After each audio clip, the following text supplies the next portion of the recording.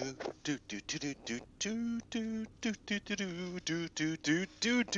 are we going? Are we going? Are we going? Hey, I think we are.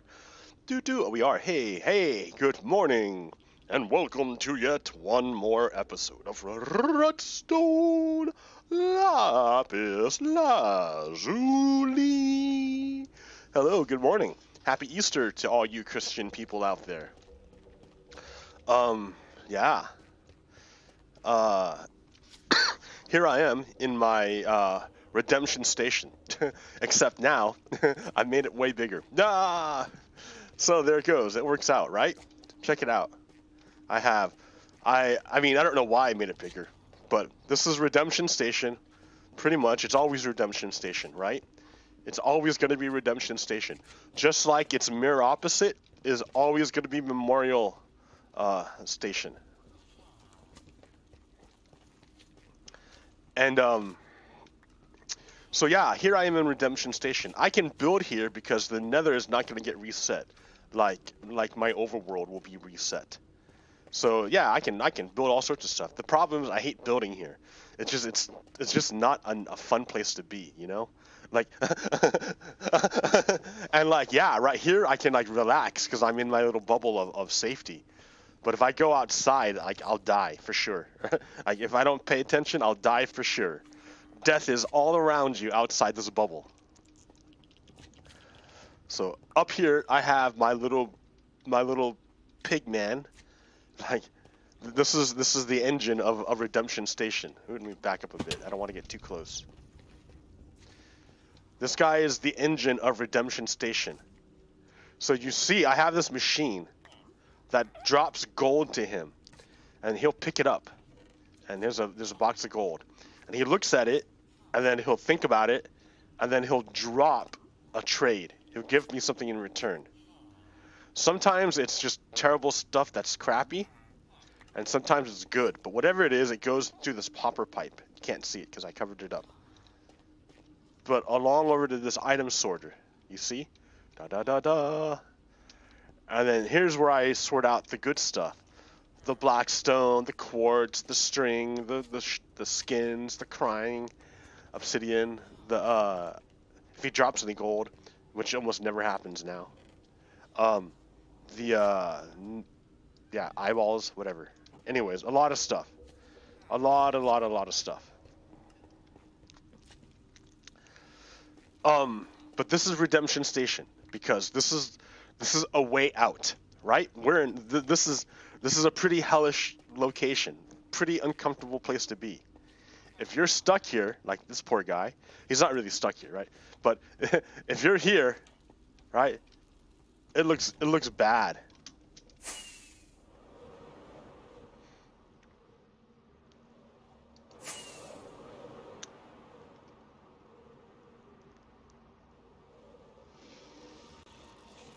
So yeah, if you're hanging out here and you're like, it's all magma and things to kill you and tormenting you forever, right? It's pretty bad. But look, there's a way out. Look at.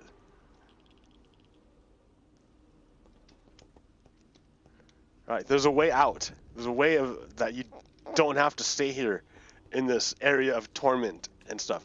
This is Redemption Station. You can be redeemed. Like, it may not be easy, and you may not succeed, but it's possible. So, let me tell you a little story that I learned when I was in Japan. So I was in Japan, and you know, in Japan they're not really Christian.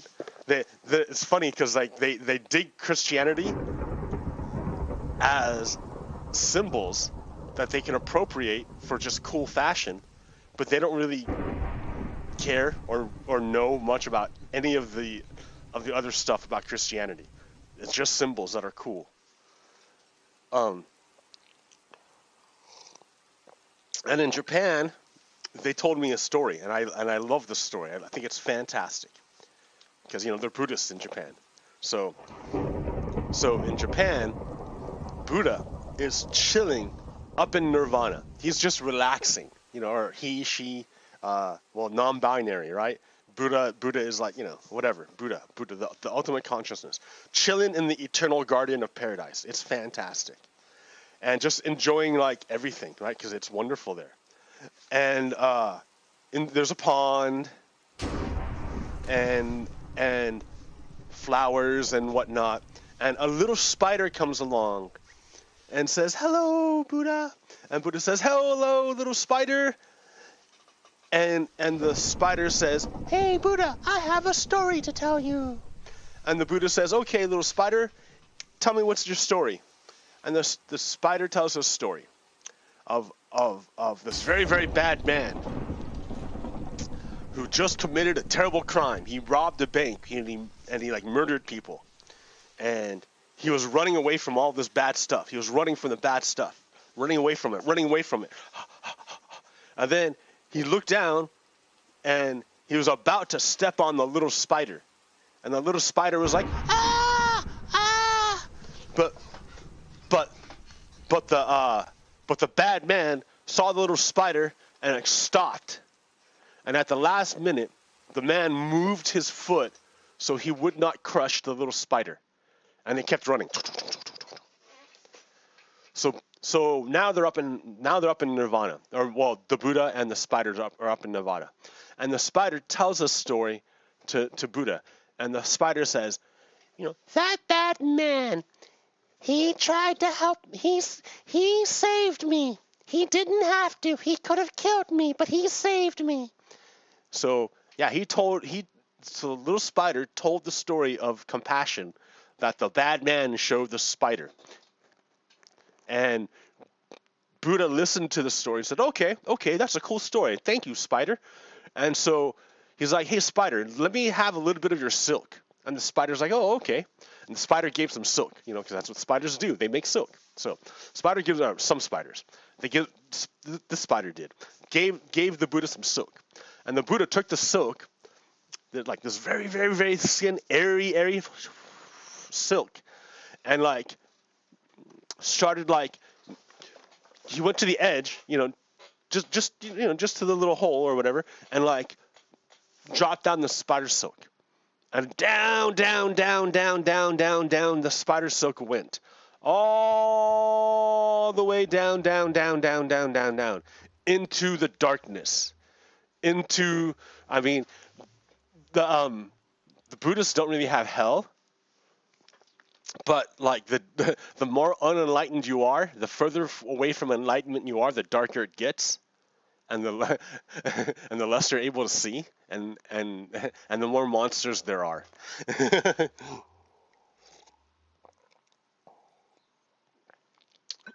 So down goes down this the spider silk all the way until it gets down to the bottom of like the darkness.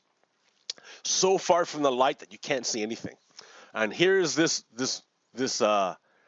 murderer thief dude, this bad guy who did all sorts of bad things. And he's like down there, right? He's like, and what you have to do when you're down there is you have to go find stones and then bring them back. They're big, heavy stones. You have to go find stones, bring them back to where you are, and then build a staircase out of hell. But you're way, way, way down there. It's going to take forever, eternity. Well, I wouldn't say eternity, but a really, really, really, really long time. When you don't have material, a long time is can be a long time.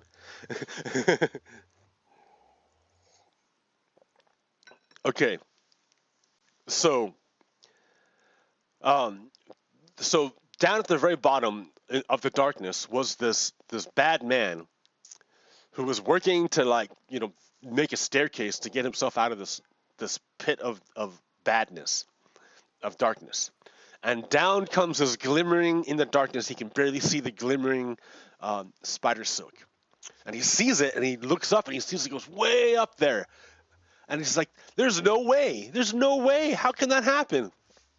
And so he looks around, and he goes to the spider silk, and he tugs on it, and it doesn't break. He's like, no, there's no way. And looks around,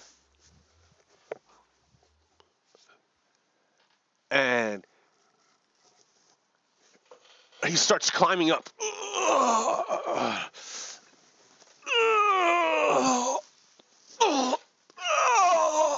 And the spider silk is not breaking. And he's climbing his way up bit by bit. And it's amazing. He can't believe it. He can't believe it. Like, he's higher than he'd been in, like, a long, long time just by climbing the spider silk. His little pile of rocks that he had made was like nothing compared to what he was doing with the spider silk. It was fantastic. So now he was like way up there. He's way up there, and he's just like cruising. Like, he was afraid he wouldn't have the strength, but now he's just cruising. And then all of a sudden he looks around and he notices all the other bad people are seeing him. They see him way up there. And so all the other bad people in the darkness start streaming over to where the spider silk is at the bottom.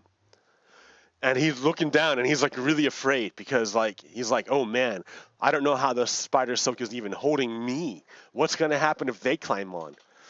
So he's climbing up, and all of a sudden, yeah, they start climbing on the spider silk too. All these other people in the darkness climb on.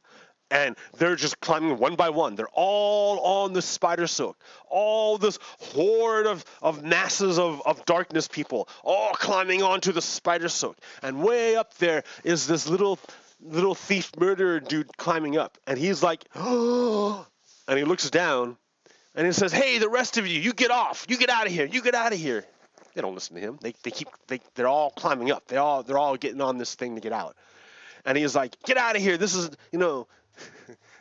and no, they don't listen. He says, this is not for you. This is my string. This is only for me. It's not for you. Get off of it. It's not for you. It's just for me. And then when he says that, the string breaks. And the bad guy and all the other people, they all fall back down into hell. And I mean, they don't die because you're already dead. but they're all back down to the bottom again. Right? Because the guy said, no, this was just for me. This is just for me. Redemption is just for me. And when he said that, it broke. And they all fell back down. And Buddha looked down and said,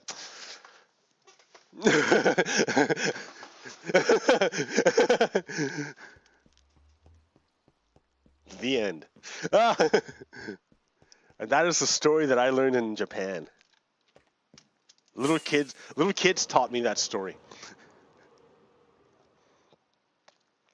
So, yeah, let's talk about people at the border, refugees at the border. Let's talk about that. Like, what do white people have to say about refugees at the border?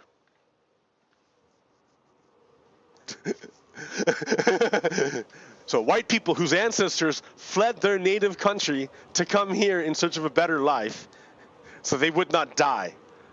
So the descendants of those people who fled their native country to come here so they would not die, what do those descendants of those people have to say about people fleeing their country so they would not die? Let's ask them.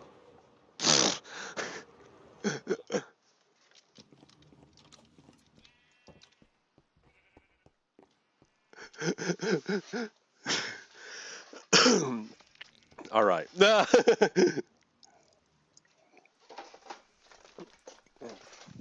More coffee.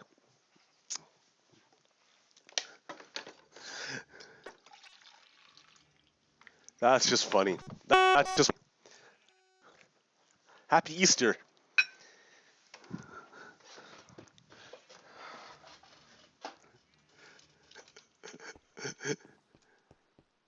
Okay.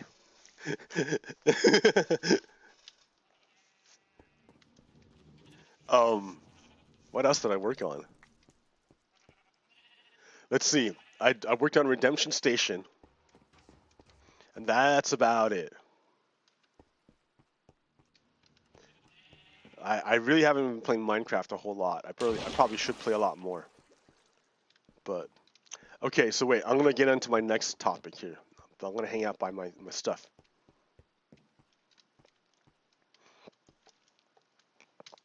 The next topic. Okay, do you know what's going on in Israel and Palestine? Do you know what's going on there? Oh no, where'd it go? I didn't save it? I didn't save it. Oh yeah, no, that's not it. Oh no. Well, okay. So apparently this. Okay, wait. Before you see what's happening, so the old guy here is in his 70s, right? This guy in the blue jacket is in his 70s. He's part of a council of the Palestinian council, their town council, and there have been problems with this utility pole out here. Um, Vandals have been wrecking this utility pole, so he came out to check out what's going on. So all these young people, they're Israeli settlers. Basically, they're people who just showed up on Palestinian land and posted up there and just lived there, and they're acting like jerks to their neighbors. They don't own the land; it's not their land, but they're posting up there anyways, and they get help. Watch what happens. So they're coming by, they're wrecking this Palestinian utility pole, and they're attacking this 70-year-old Palestinian man. But watch what happens. Watch what happens. Right? So they're attacking him, they're throwing rocks at him. Look at them, they're hurting him. Look at this guy. Look at them, they're terrible. Look at that. They're bad. They're attacking the utility pole. They're a gang, right? They're a gang. Look who comes out to save the gang. The Israeli Defense Force comes out to protect the gang. The Israeli Defense Force says, let the gang attack the Palestinian utility pole. It's not your pole anymore. That's what he's saying. It's not your pole anymore.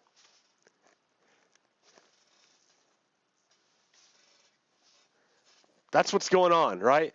And if you want to look at it, that dynamic has been playing out all over the world. Well, at least from the West. I mean, kind of everywhere, right? That's what Russia does to Ukraine. That's what China does to its neighbors. That's what the military junta has done to its people in Burma. Just all sorts of stuff, man. It hurts my heart. But it's real and it's out there. And it's like connected. That's the thing. I want to say it's connected. Because, yeah, it's all connected. They're all humans, right? They're all humans. Okay. I bet you on the material level, those people have about the same thing, right? If we come over here to my little wealth thing, I bet you they're about here. They don't have a whole lot, right? Neither one of them have a whole lot. But in the power structure is like this. And the settlers are up here. They're above the law. And the Palestinian elder, he's down here. He's under the law. And he's invisible. He's not protected by the law. So it's the same thing. It's not white supremacy. It's a different kind of supremacy. But it's the same thing. It's fascism. It's rule of power. Our enemy is clear. It's the same enemy. It's the same enemy no matter what culture it comes in, no matter how it manifests. It's the same enemy. It's the same thing. No matter where in the world it is, it's the same thing.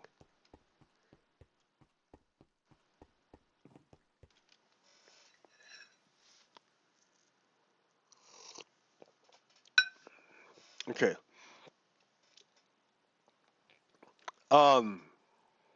So you know about Navalny and Vladimir Putin, right? Navalny is the president of Belarus, but Putin wants to take over Belarus. Belarus is a country right next to Moscow, right next to Russia. So Putin wants to take over Belarus the same way he tried to take over Ukraine, which is he wants to put in a puppet government. So he tried in Belarus and it failed. Navalny won the election, but Putin wasn't happy with that. So he tried to murder Navalny with poison. He tried to poison Navalny. Navalny fled to Germany and got treatment and survived. I think he was going to come back to Belarus, but Belarus doesn't really have an airport. You have to fly into Moscow first. So on the way to Belarus,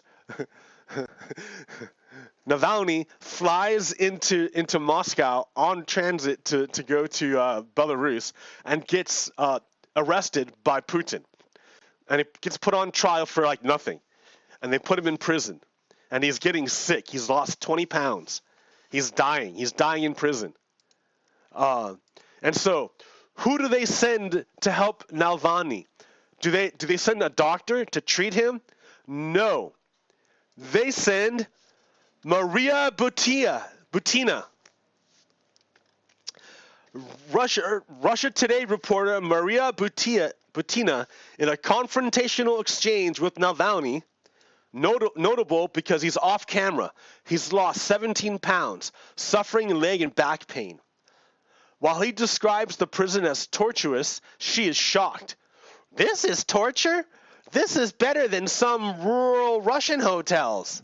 So Maria Butina was at Donald Trump's inauguration ball and a darling of the NRA. Remember, I did a show about this.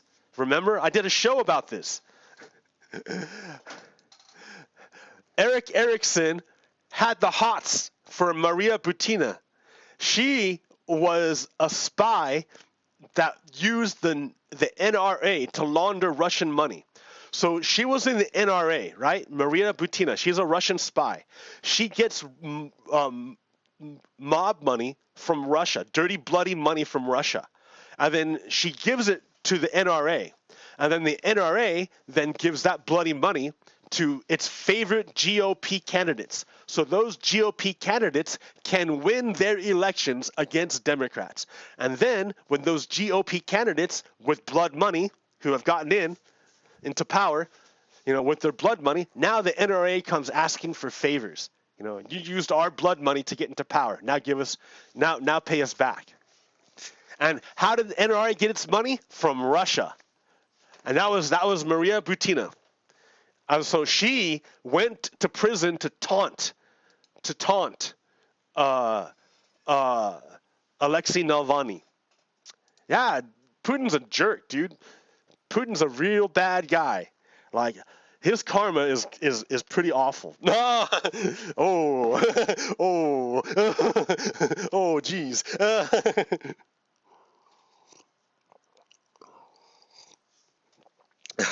Oh boy.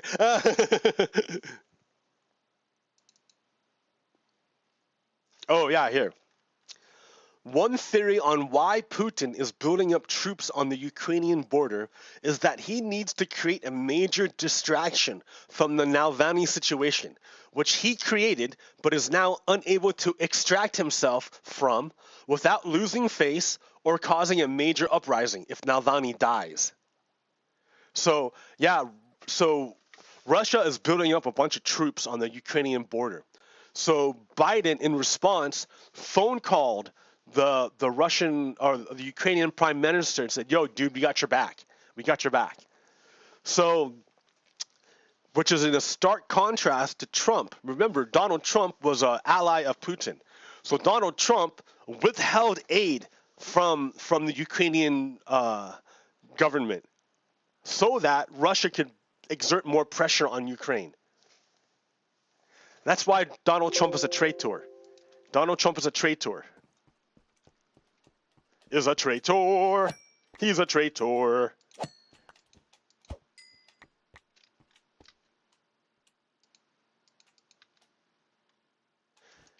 Like, oh goodness. That's why I need people in here to ask questions, because I'm just like pumping stuff out. But like, if you don't have the context, then you won't know what I'm talking about.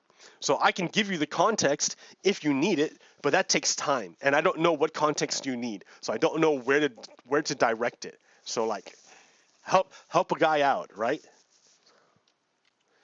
Okay. So, but before we get too far up out of the gate and go astray, let's recap how we came to that great point of definitions. All right. So let's clarify some definitions here. All right. Prejudice, racism, and bigotry are all different things. And I need you all to learn, study, and memorize the definitions before you go around throwing those words around all willy-nilly as if they are interchangeable. Allow me to assist.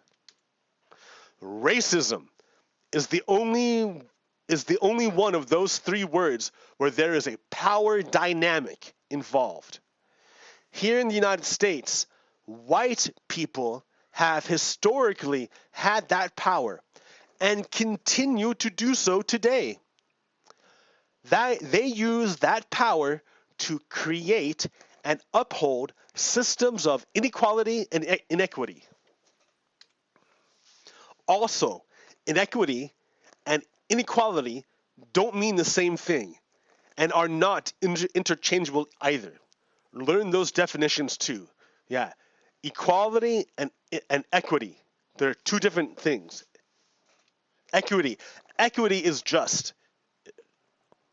Equity is justice. Basically, equity is is equality with justice. How about that? That's a good way of putting it. All right. Racism is the reason we need things like HBCUs. What are those? I don't know. And affirmative action. Because the way education systems, hiring systems, and earning systems were set up in this country, the only ones meant to benefit were white men. Racism is a power structure. There has to be a power structure for racism to exist, period. There is no getting away from that distinction.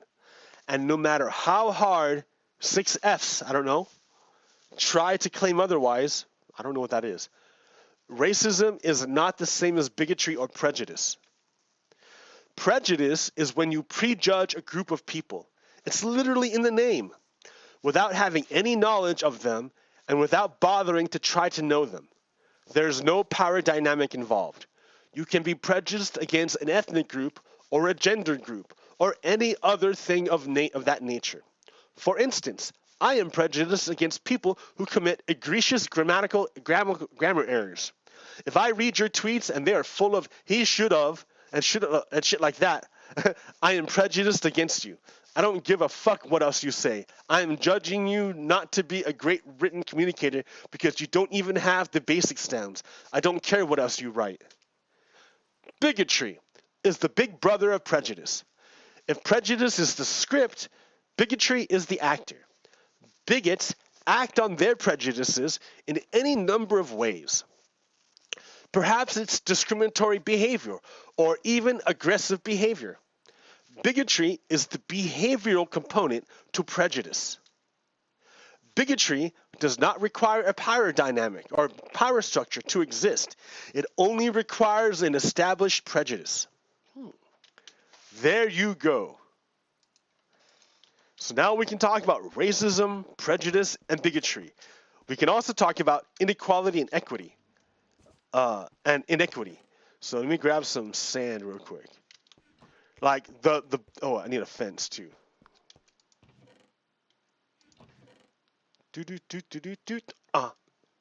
Bop, I have to make a fence.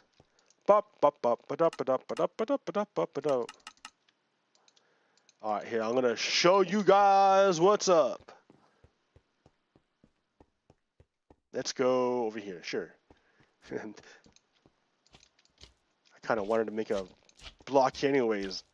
Stupid slimes, get out of here, slimes, get out of here. Scram, skittle, skibobble. Got hit with a bottle and put in the hospital for talking that mess.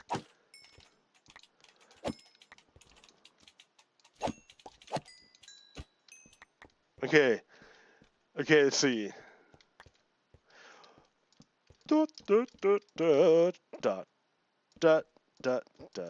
One more, sure.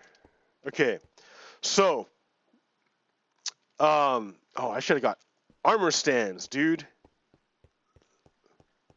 Okay, so, can I even make armor stands? How can you make armor stands? What do I need? Oh, a dog. That's awesome. That's awesome. Okay.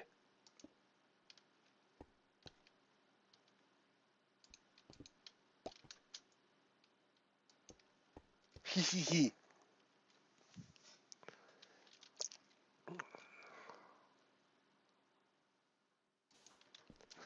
Okay. So there's a here, let me take this off.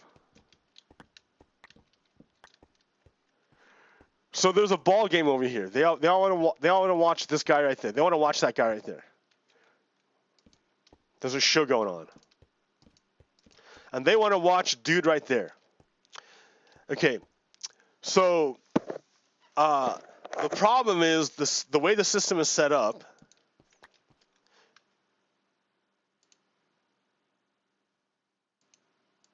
is that it wasn't set up for anyone else except this guy. So this guy can look over the fence and watch the guy no problem, right? But if you're at a historical disadvantage, if you start out in a hole, you're going to start out at a different level. You're not going to be able to see anything. Oh, I should make a wall, not a fence. I need cobblestone for that. See, like... Oh, and I have a cobblestone right here. Oh.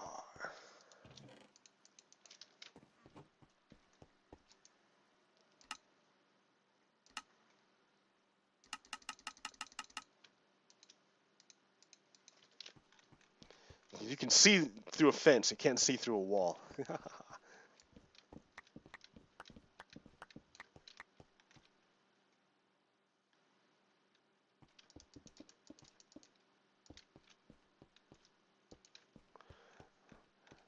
All right, yeah. So some people start out at a historical disadvantage. It's just they start out that way, right? That's just the way they start out. So this is what they see, right? they can't see nothing. They can't see the show at all, right? And some people just aren't the same shape as other people.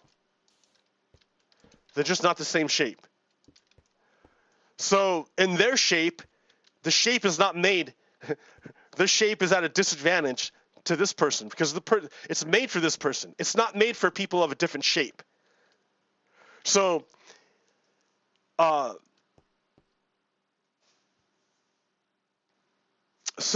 equality would just to be like to put this person up like this.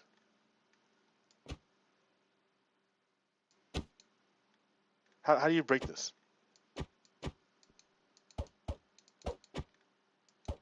Oh no! Don't break, don't burn. Oh, it burned. Oh well, whatever. But equity is how do you explain it?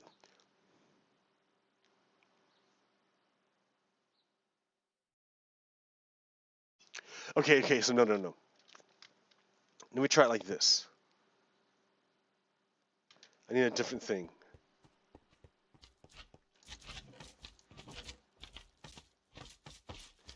Sure, we'll use a lantern.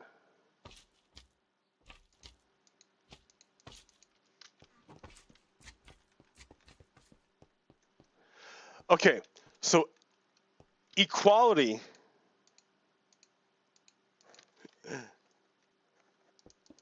will just be raising him back up to this level from the hole. So that everyone's on the same level, right? Look, it's equal, right? Everyone's on the same level.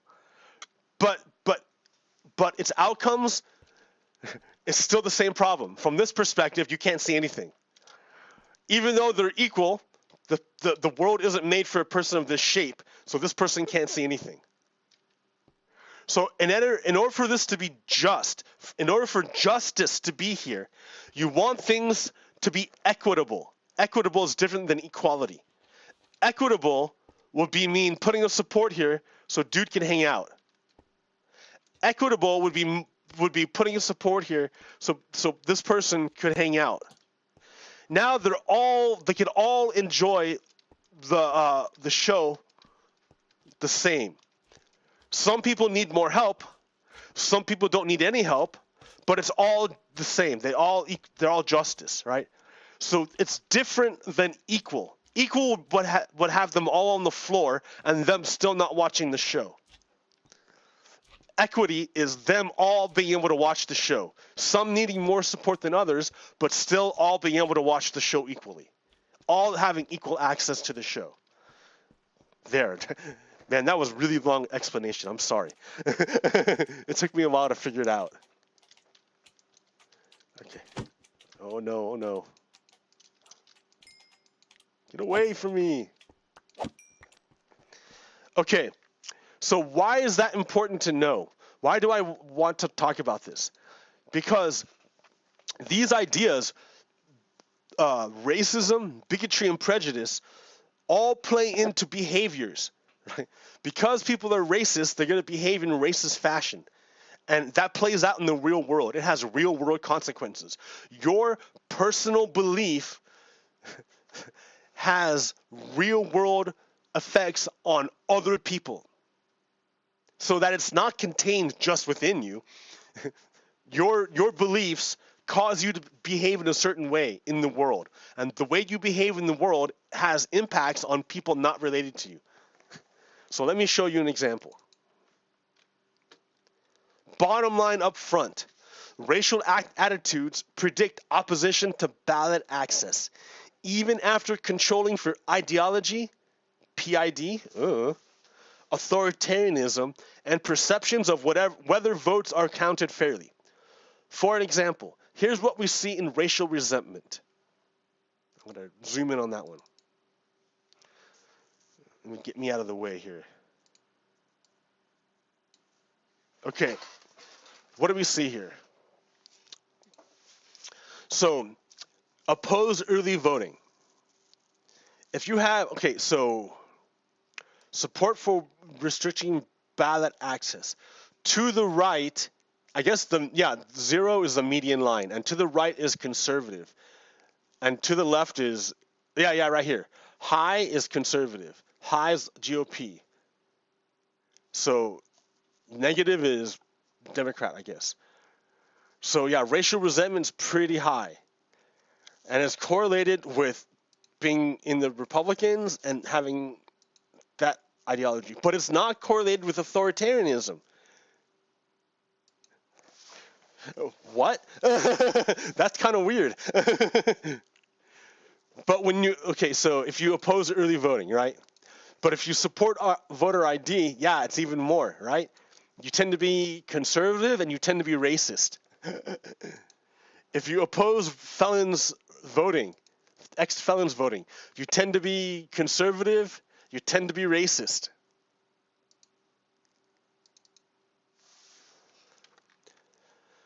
Racial resentment is a problematic measure in many ways, so I tried it with other racial attitude measures.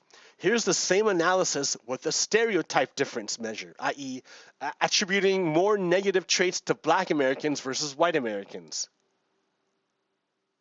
What did I get here? I don't understand. Stereotype difference. I don't understand what that's telling me, what the difference is. And here it is with a measure of degree to which a respondent felt minorities had lots of influence versus whites. So, okay, if a person felt that minorities had too much influence. So if you felt that more minorities had too much influence, you're likely to be conservative, and you're likely, it's all connected.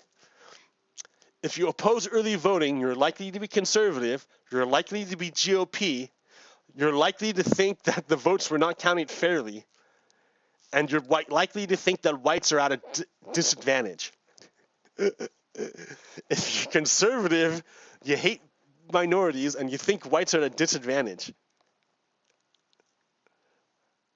I get it now. Let's go back to this one. Stereotype difference. Yeah, I don't get it. I don't understand that one so much, but okay. Finally, Here it is. Here's the analysis with a measure of the degree to which a respondent felt that whites were more discriminated against than minorities. So there's white racism, reverse racism. What did he find? So if you felt that whites were there was reverse racism, you're also likely to be conservative. You're likely to be GOP. And you're likely to believe in voter fraud. You're not likely to you're not likely to support voter ID. Oh no. You're likely to support voter ID.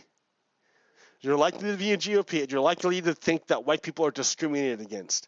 It's all connected. You see, it's all connected. Conservatives are against voting. They're just against voting because it's based on racism.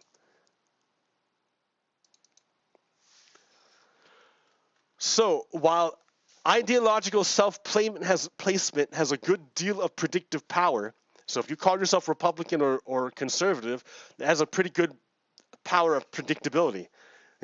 But what also has a really good power of predictability is your racial attitudes. If you're against diversity, if you're against minorities, if you think white people are discriminated against, if you think that minorities have too much power, you're likely to we're able to make predictions based on your racism. If you think that, then you're also likely to be conservative and hold these other beliefs too. Yep. So they need to repeat this experiment using only the white subsample instead of with everyone together. Okay, so here's an example, right? Representative Jeff Duncan. I don't know where he's a representative of. I think it's Texas. So Major League Baseball decided to move its game. It had a Major League Baseball game. It's an all-star game. It was going to be done in Atlanta, Georgia. But Georgia, the government of Georgia just passed a bunch of laws to restrict voting.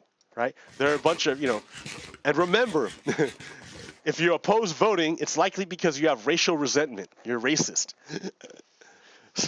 So Major League Baseball decided, well, we don't want to go to a state that's, restricting the vote. We're going to do it somewhere else. So this representative said, this private organization, Major League Baseball, this group of private people are making a statement about government action. Well, in light of Major League Baseball's free speech to undermine vote suppression laws in Georgia, I have instructed my staff to begin drafting legislation, making a law. Jeff Duncan is making a law to remove Major League Baseball's federal antitrust exemption. So he's making a law against Major League Baseball based on their speech. Wait a minute, I heard this before. I've heard this before. This sounds familiar. Why does it sound familiar? Oh wait, come on, dude. How do you go back to like normal? There we go. Oh yeah, the First Amendment. Congress shall make no law abridging freedom of speech. Isn't that what Jeff Duncan is doing? He's making a law to abridge freedom of speech of this private organization. You see what I mean when I say Republicans are Nazis? When I say Republicans are enemies of the United States? Republicans are Confederates. They don't follow the Constitution. They don't follow the Constitution.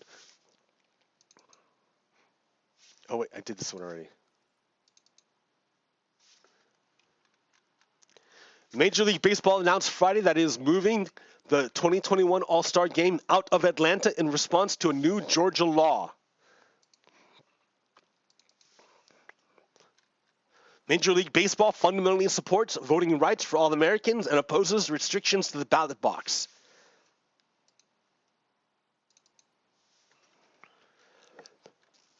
But we have to wrap our minds around it. So here's just a start in Georgia. All the laws they made against voting in Georgia. Voters who request absentee ballots will now have to send in a copy of state-validated ID when they do so, and many either don't have one or can't easily copy it. The number of drop boxes to return those ballots will be cut dramatically, limited to only early voting sites rather than libraries and other public buildings. And they will close 4 days before the election when it's too late to reliably mail ballots. Providing food and water to voters in long lines is now, officially, classified by law as a crime. Thanks, Brad. Perhaps worst of all, the state legislature is empowered to step in and take control of county elections in the event it sees something wrong. And in 2020, something wrong was too many Democrats voting. Oh, and the GOP gerrymandered legislature also removed the Secretary of State as head of the State Board of Election. Punishment for Rattensperger's mostly fair administration of the presidential ballot and the runoff, and putting itself in charge. So they basically staged a coup. They're overthrowing their own. They're overthrowing democracy in Georgia because Republicans are Nazis. Republicans are Nazis. I just did this one, but I marked it up. And that one came, that bit came from Joan Walsh. Everything you need to know about Georgia's new anti-voting law. The House also voted to remove fuel exemptions from Delta, but the GA Senate did not have time to also vote to remove them. So, but several in Georgia's GOP legislators directly said it was in response to Delta's opposition to the voting bill early this week. So they're passing laws all over the place like that. Warriors coach Steve Kerr, an avid Dodgers fan, on Major League Baseball's decision to move All-Stars games from Atlanta because of Georgia's recent voting laws. I was very excited that Major League Baseball made that decision. I think it is very valuable for corporate America to make their voices heard when it comes to matters of democracy and justice. Sad for the people involved that will be hurt economically, many of whom are workers, ushers, stadium employees, and people who own restaurants in the area. All of those people are going to be hurt, are going to be financially impacted. But it's good for states to have to think about that. The economic damage that comes with decisions to deny people democracy in their state. So I think Major League Baseball showed a lot of courage, and so are the other companies that are doing the same thing. Word. So, it's heating up. Joe Manchin is like, I don't know what, oh, dude. Those things are a lot weaker than I thought. Or I realized. Okay.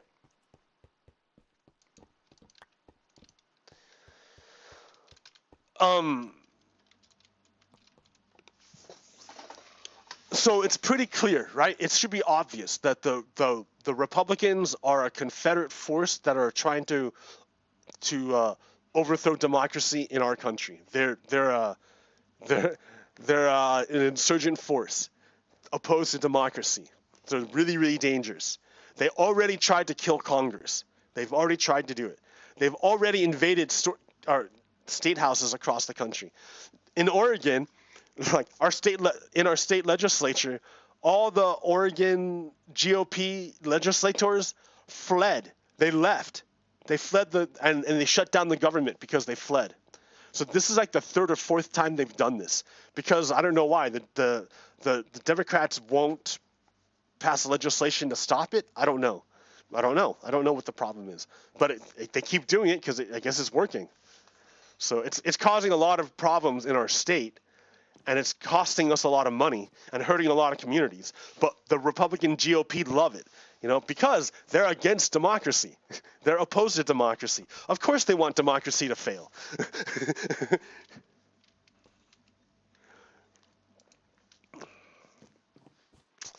So,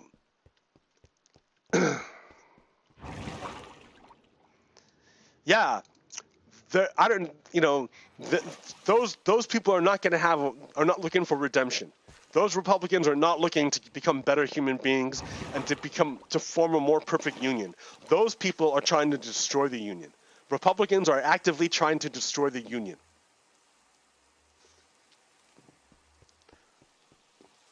So I hope that Americans take today a day of hope and renewal, and I hope you use the clarity of vision that I try to provide you to see where we are in the world today and what it is that we face and what it is that we must do and what it is that we must become. And what it is that, and upon whose shoulders we stand.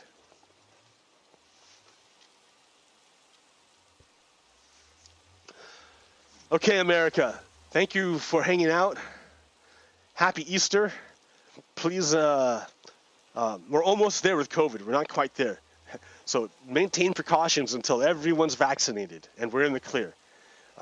I know you want to like go out and hug people. I want to see my parents too and stuff and travel, but like hang in there. We're almost to the end. We're not quite there yet. We're almost there. All right.